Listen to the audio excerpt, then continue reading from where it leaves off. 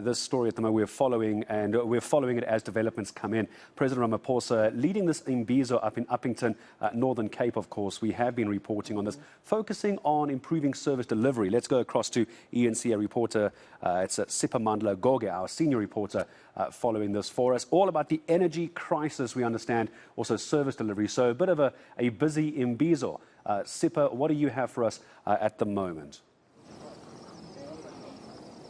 So it's a big day for the people of the Northern Cape. The entire national government, led by President Cyril Ramaphosa, has descended on the Northern Cape. We are in Uppington. Issues of service delivery will take center stage.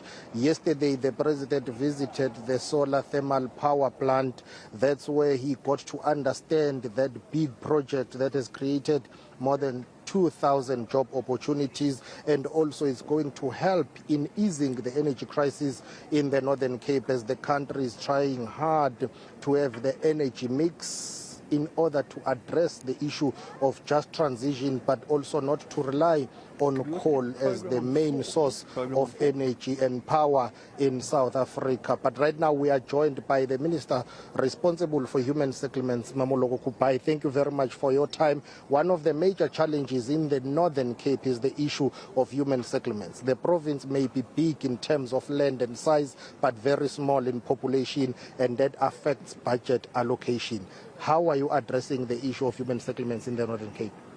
No, good morning. Firstly, around this Imbizo, yes, we will look at various issues, one of them being human settlements.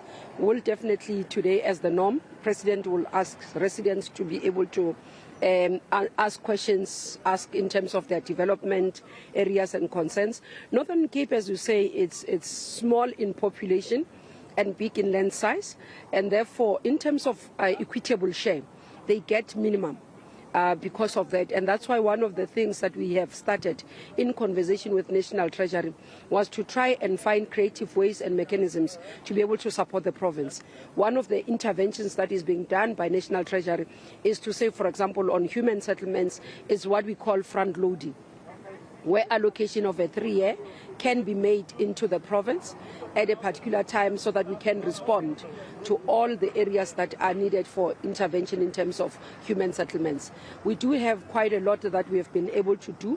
Provision of allocation. This is one of the provinces that actually spends its totality of its budget to show that there is a need. And as we sit now with this current financial year, one of the things that we are picking up is that we have shortfalls in terms of the budget plans and also what can be delivered.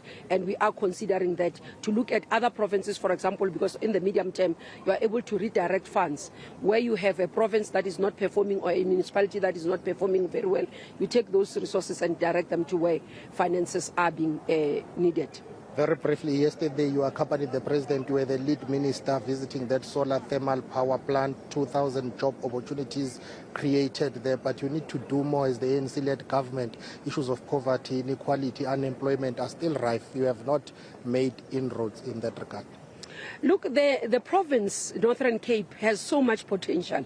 One, in terms of land availability, and one of the conversations we're having with the Premier, for example, was to say, if countries such as Dubai, areas such as Dubai or Saudi Arabia, move from a desert to the development that we see. President was just in Saudi Arabia a couple of days ago in terms of the development that they are done.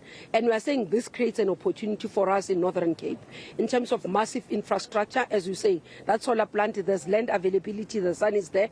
And they were telling us at the Red Zone project that actually they can expand beyond what they've been allocated, and that's an opportunity. We want to create jobs in terms of sustainability, but also opportunities for entrepreneurs, because it's not only about people getting jobs, but being able to be entrepreneurs. And therefore the work which we can do here in terms of development as this province has huge potential for us, and infrastructure can be the key. I have to release you. We're out of time, but December is around the corner. Some branches of the ANC have been nominating you for the position of the Deputy President. Are you available for that position? Are you contesting?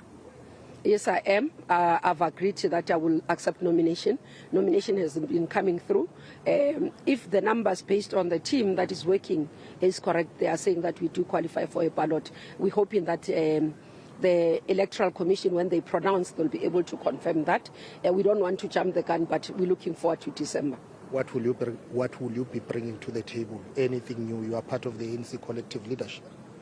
Look, yes, I'm part of the NEC leadership, and we always work as a collective based on policies, but infusion of issues around ethical leadership, transformational agenda that needs to be brought into forth, but also bringing the center into the issues. We talk about 60% of the population is women, and also majority of the population are young people. They've got to be able to see in terms of the mirror, seeing what they represent or what could be representing them.